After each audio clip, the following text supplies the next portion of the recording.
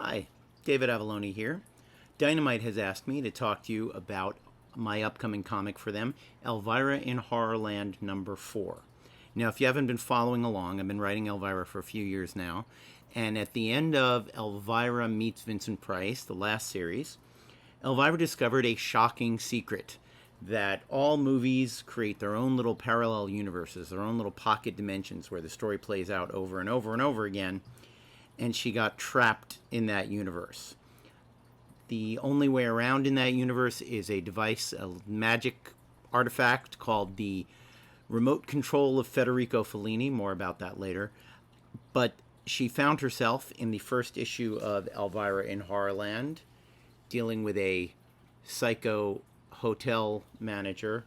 See, to appease the lawyers and the dark gods of copyright, we have to do the Mad Magazine thing and not call anything exactly what it is. So here she is at the Overcooked Hotel in issue 2, running away from a certain axe-wielding overactor named, played by Nick Jackelson. And in issue 3, she found herself on a certain doomed starship getting quite alienated. Issue 4, she meets the man of your dreams, the man of your nightmares. Maybe he's called Teddy Luger, because only a craven coward wouldn't use his real name. She jumps in and out of a couple of different nightmare movies that you might recognize. And then there's a surprise twist at the end that I think you'll find fun.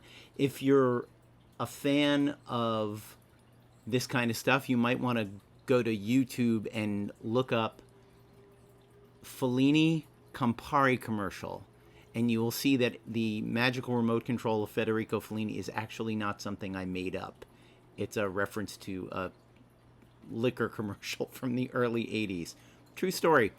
But these are really fun comics. More than one reviewer has compared them to Mad Magazine, which is probably a career goal I had without knowing I have it.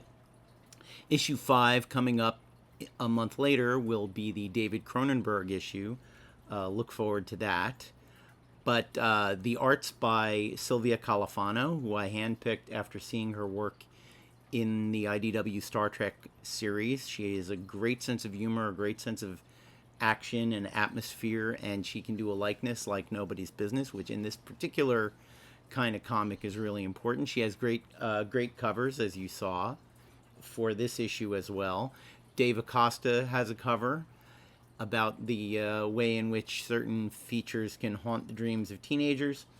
There's a photo cover, and there's a John Royle cover, which references the bathtub scene from a certain nightmare movie that you might remember. Sylvia's cover references the movie poster, on which the character actually doesn't look a thing like the main character from those movies, which is odd. Anyway, that's it. Coming September 21st to your local comic book store. If, like me, you live in Los Angeles, California, you could go down to Golden Apple and ask Ryan personally for the latest Elvira in Horrorland comic.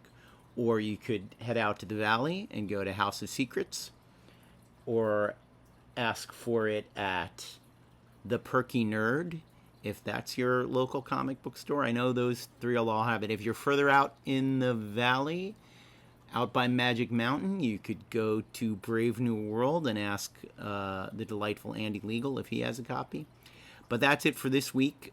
Please enjoy the comic, and we'll be back sometime soon to talk about David Cronenberg and The Fly.